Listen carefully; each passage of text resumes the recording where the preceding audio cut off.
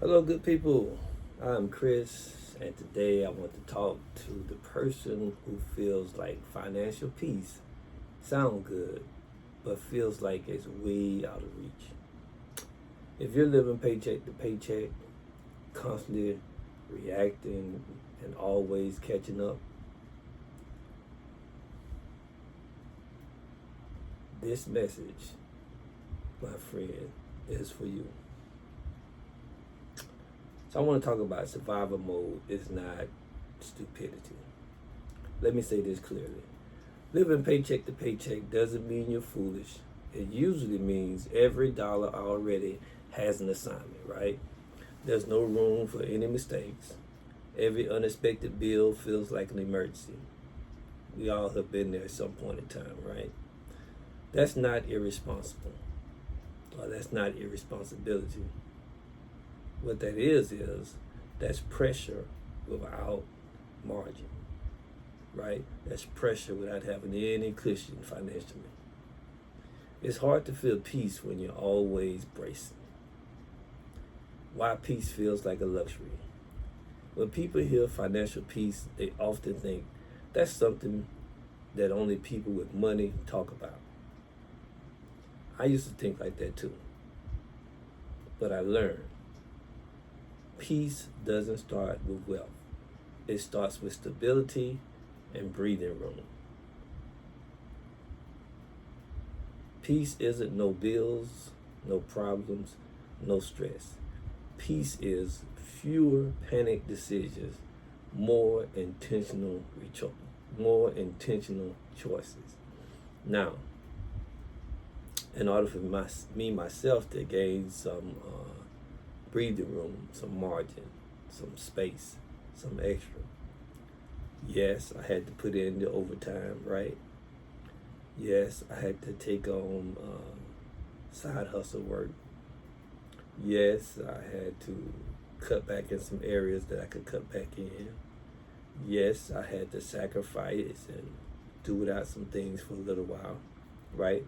Temporary, what they call it, delaying that temporary gratification to get to a better place. And then when you get to that better place, then you don't have to have that gratification here, there, and here, and then skip a while and have it again. Once you get there and you're consistent and you're focused, you're locked in, you have a budget, you're not living above your means, then you can have gratification regularly, right? Every week. It's a much better life. So, the first shift.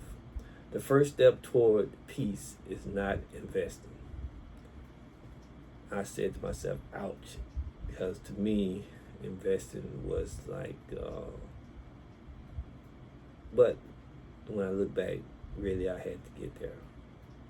But it was like a lifeline. It was like a breath of fresh air to me. So the first step toward peace is not investing. It's not stocks. It's not strategy. It's creating a little bit of space, right? Creating a little bit of margin. Even 25 left over.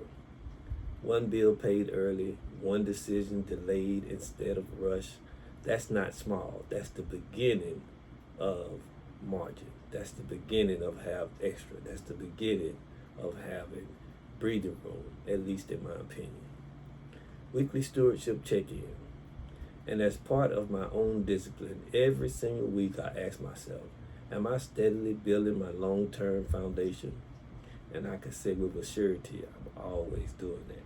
One, I couldn't say I turned 56. No, we just had our 21st anniversary, 21-year anniversary. But my birthday is coming up the 19th. So on the 19th, I will be 56. So I can't afford not to steadily build my long-term foundation, right? And I'm consistently strengthening my core positions, broad market, total market, quality companies that drive economy forward, right? What am I talking about? VOO, VTI, what have you, do your research and find what works for you, right?